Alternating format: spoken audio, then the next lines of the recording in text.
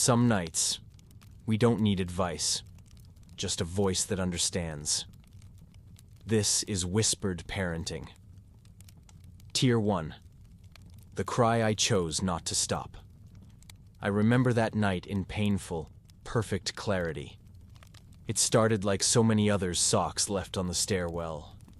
Toys scattered across the living room floor. And the familiar hum of the dishwasher in the background like the pulse of our tired little home. The air was thick with the quiet tension that seems to seep into a house when everyone's too exhausted to say what they really feel. She was in the hallway. My daughter. Small, fiery, and heartbreakingly fragile. She had been holding herself together all day, masking a storm of emotions behind determined little hands and forced smiles. I'd seen it. I'd felt it. But I didn't lean in. Not then. Dinner was chaotic. She refused to eat the peas she'd once loved. Spilled her juice. Then cried because her fork was too shiny. I was quick to react, but not to understand. I picked up the mess. Asked her to breathe, told her everything was fine, but it wasn't fine. Not for her. Not really. And then came bedtime. She didn't want her favorite pajamas. She didn't want her usual story. She didn't want me to sing. She wanted to cry. At first, I did what I always do. I crouched down to her level, used my calm voice, offered options, asked what was wrong. But she pushed back. Her face scrunched, fists clenched, and she began to sob with a desperation that scared me. I reached for her hand. She yanked it away. She wanted space. She wanted something I wasn't ready to give. I've always believed in gentle parenting, meeting my child's emotions with softness. Not control. But that night, softness looked different. It wasn't about fixing her feelings. It wasn't about coaxing her into calm. It was about letting her feel what she needed to feel, even if it shattered me. So I stood at the edge of her doorway, heart aching, hands trembling, and let her cry. Not because I didn't care, but because I finally understood that caring didn't mean stopping her from hurting. It meant giving her the safety to hurt. Out loud. Minutes felt like hours. The sound of her sobs wrapped around my ribs like barbed wire. I wanted to run to her. I wanted to scoop her up and whisper that everything would be okay. But I waited. Because sometimes, the most loving thing we can do is simply hold the space. Eventually, her sobs softened. Then turned to sniffles, and then silence. She called out to me, not with words, just a whimper, a threadbare sound that pulled me in like gravity. I stepped into her room. Her eyes were puffy, cheeks stained with tears, arms reaching toward me not with demand, but with relief. And in that moment, I held her, not as a rescuer, but as a witness. She had weathered her storm, and I had trusted her to find her way through it. That night changed me. Because gentle parenting isn't always gentle for the parent.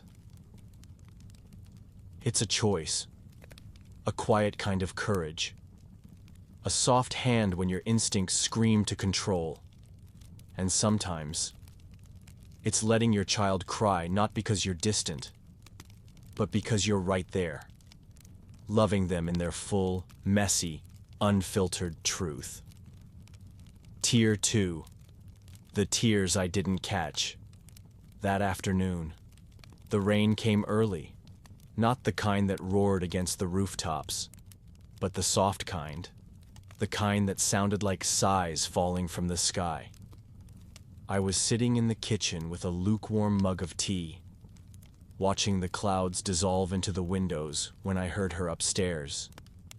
It wasn't a loud cry, not the kind of wailing that demanded immediate attention.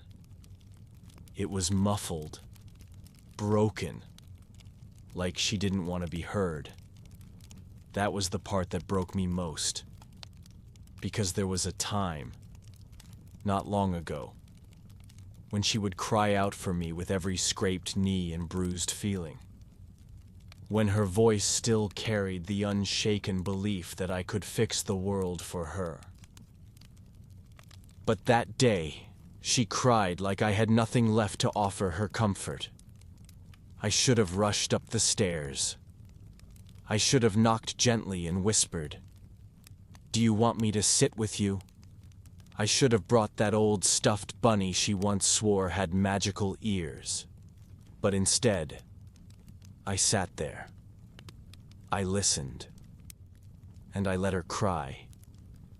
Not because I didn't care, but because in that moment, I didn't know if my presence would soothe her, or push her deeper into that quiet place she'd been retreating to more and more lately. She was growing up. And with that came a distance I hadn't prepared my heart for. I kept trying to talk to her like she was still 5.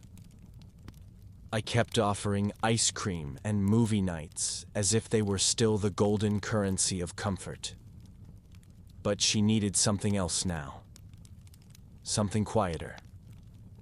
That evening, she came downstairs with eyes a little puffy but calm. She didn't say anything about the crying. She just sat beside me on the couch and leaned her head against my shoulder like a silent thank you for not forcing words into her sadness. That gesture, it undid me. Because sometimes, the hardest part of being a gentle parent is knowing when not to speak. Not every tear needs a towel. Not every silence needs to be broken. Sometimes, healing begins in the space we allow for it. That day, I realized that letting her cry wasn't me giving up. It was me trusting her to feel. And in doing so, I felt something shift, not just in her, but in me. I remembered that parenting isn't about always catching the tears before they fall. It's about holding the space for when they do. And that, sometimes, is the gentlest love of all. Tier 3. The quiet between us. That night, the house was quiet in a way that wasn't lonely, but sacred. Like it understood something had passed between us. Not words. Not even glances, just presence. She had gone to bed early. No protests, no one more page, no asking for her stars to glow brighter. Just a gentle nod when I stood at her door and whispered, "Good night, love." But I didn't walk away immediately. I stood there, hands still on the doorframe, heart still unsure. There was a time when bedtime was a performance. Blankets wrapped like burritos, songs hummed off-key, laughter echoing against the walls like magic. Now, it was quieter, almost too quiet. And that silence used to scare me, until I began to understand what it meant. It meant she was learning her own rhythm, and I was learning to step out of the spotlight. I sat down at the foot of my bed, the hallway light casting a soft line across the floor. I could hear the faint creak of her turning over in bed. Just that. nothing else. And I whispered something I never had the courage to say out loud. I miss her. Not her now, but the little her. The one with peanut butter cheeks and firefly questions and giggles that couldn't be contained. I missed the girl who thought I was magic, but more than that, I missed the version of me who believed I always knew what to do. Because lately, I felt like a stranger in this mothering body, second-guessing every word, every silence, every sigh, wondering if being gentle still mattered when the world was getting louder. But that day, that one day I let her cry, something shifted in me. It wasn't a failure. It was faith. Faith in her ability to feel. Faith in my ability to stay. And faith that love, the kind that holds without gripping, was enough. I remembered when she was a baby and couldn't sleep unless she felt my heartbeat. I'd lie awake for hours, my arm numb beneath her weight, afraid that moving even an inch would break the spell. That was the first lesson: presence over performance. Now, the lessons were harder. Not because they were louder, but because they were quieter. They didn't come with tantrums or toys flung across the room. They came with closed doors, long silences, and eyes that didn't meet mine. I used to think closeness meant knowing everything. But now I'm learning that real closeness is trusting what you don't know and loving anyway. That night, I walked to her door again. I didn't open it. I just placed my palm gently against the wood, and I whispered, "I'm still here. For me, as much as for her." The thing about parenting gently is that it demands we make peace with not being needed in the same way. We're still the anchor, but no longer the sails. We're the light on in the hallway, the blanket left folded just right, the silence that says, "You don't have to explain. I'm here when you're ready." Sometimes, I wish there was a manual for this part. For when they start pulling away, not in anger, but in becoming. But all I have are these quiet nights, and the echoes of her younger self that still dance in the corners of this home. And my hope is that one day she'll understand. Letting her cry wasn't about absence. It was the deepest kind of presence. The kind that says, "Your feelings are safe here. You don't need to hide from me. You're allowed to be whole, even when that wholeness is messy. And maybe, just maybe, one day she'll sit at the foot of her own child's bed, hands clasped, heart uncertain, and whisper into the quiet, 'I let you cry today, and I loved you through every tear.' And in that whisper, I'll live on." Tear 4. The echoes of her silence. It was the day after that long, wordless evening. I remember standing in the kitchen, pouring cereal into a bowl, and hearing the faint rustle of her feet as she padded into the room. She didn't say anything. She didn't even look up. She simply pulled out her chair, climbed into it, and stared down at the wooden table as if it might offer her the answers I never could. There was something about that silence that was louder than all the tantrums she'd ever thrown. I watched her in that moment, spooning dry cereal into her mouth. No milk, no expression, just the sound of crunching, slow, rhythmic, detached. And I realized that letting her cry wasn't the hardest thing I'd done. This was Sitting with the aftermath. Sitting with the consequence of doing the right thing. Because no one tells you how to deal with the echoes. They tell you it's okay to let them feel. They tell you to give them space to cry, to rage, to be human. But they don't tell you that after the storm has passed, there's this deep, aching stillness. A pause where you're unsure if they'll come back to you, or if they've drifted somewhere farther than your arms can reach. I stood by the counter and gripped the edge until my knuckles paled. I wanted to say her name. I wanted to ask if she was okay. I wanted to pull her into my arms and apologize not for what I did, but for how lost I felt too.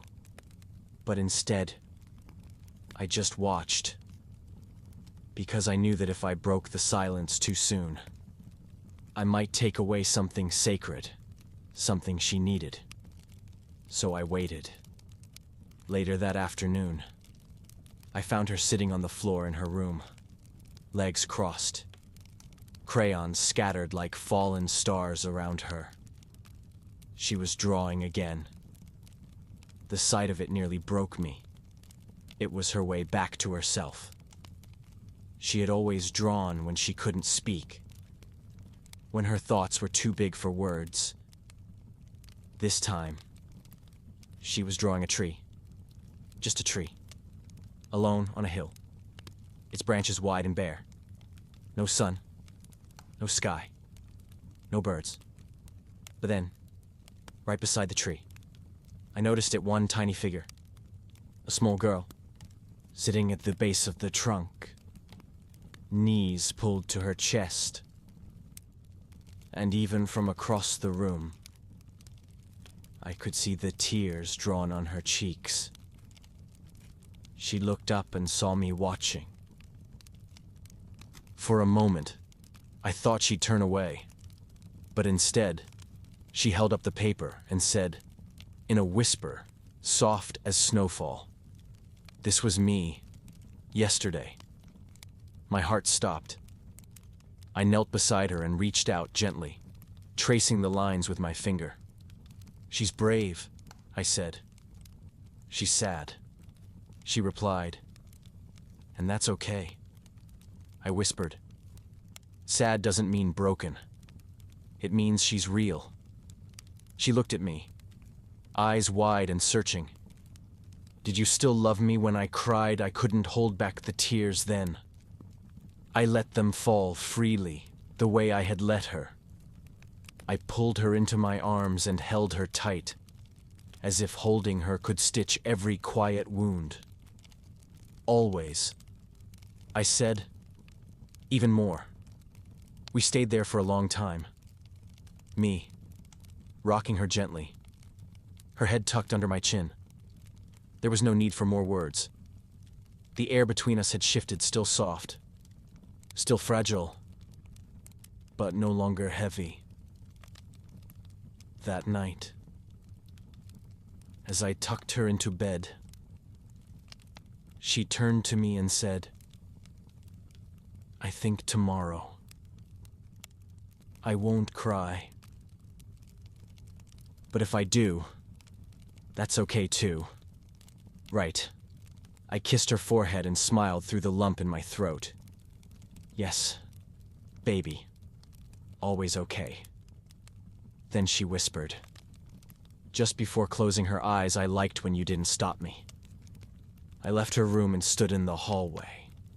The soft glow of her nightlight casting shadows across the floor.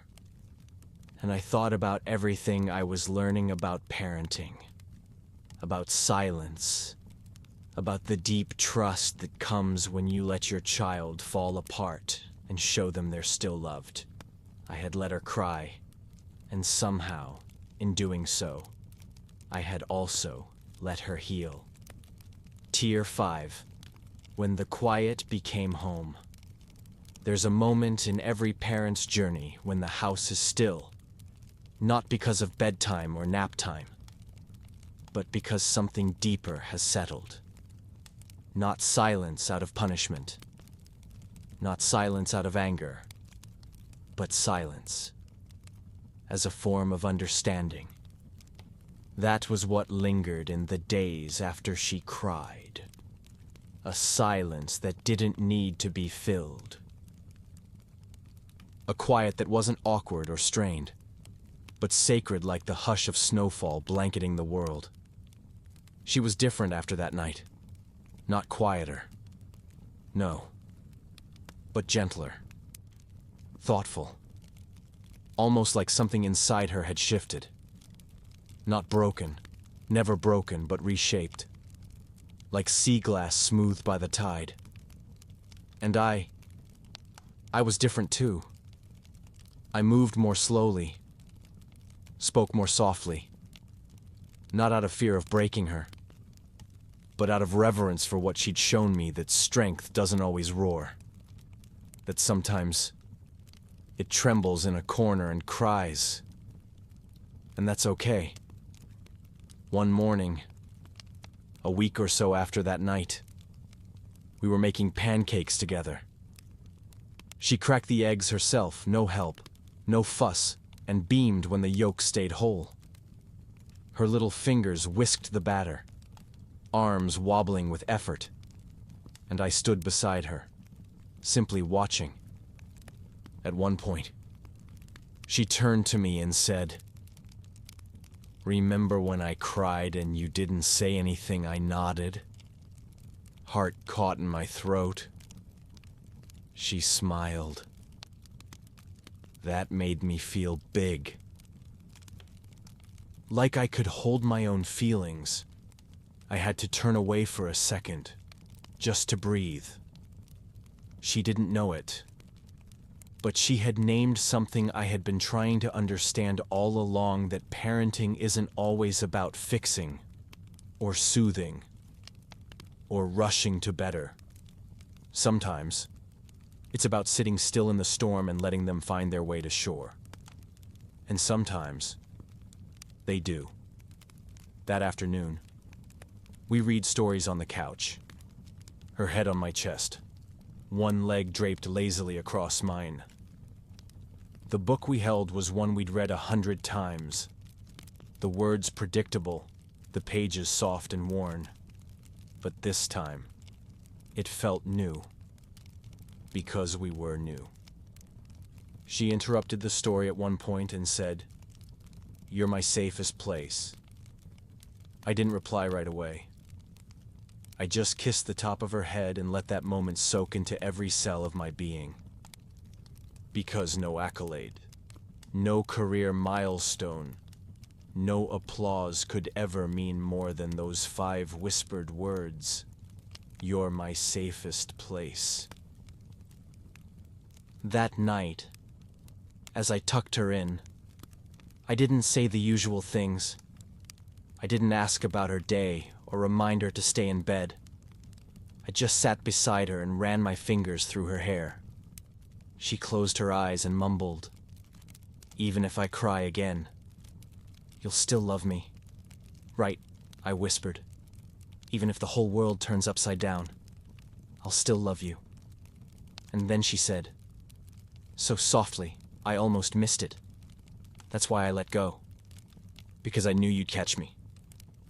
That's when I realized I wasn't just raising her. She was raising me too. Teaching me patience. Teaching me to sit in discomfort.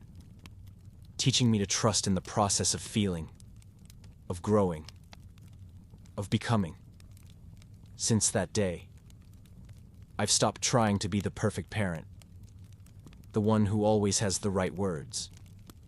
The one who never falters. Now, I strive to be the quiet place she returns to. The steady breath when hers are jagged. The arms that don't flinch at her messiness. The heart that makes room for every version of her, even the weepy, wild, confused parts. Because those parts matter most. They're the places where trust grows, where resilience blooms, where love becomes unconditional, not in words, but in presence. Years from now, she might not remember the pancakes, or the bedtime stories, or the way I sat on the floor beside her while she drew her sadness. But maybe, just maybe, she'll remember how safe she felt in my silence. And that will be enough. This was the story of the night I let her cry. And somehow, in that silence, we both grew stronger. This is Gentle Confessions, where parenting isn't perfect, just present.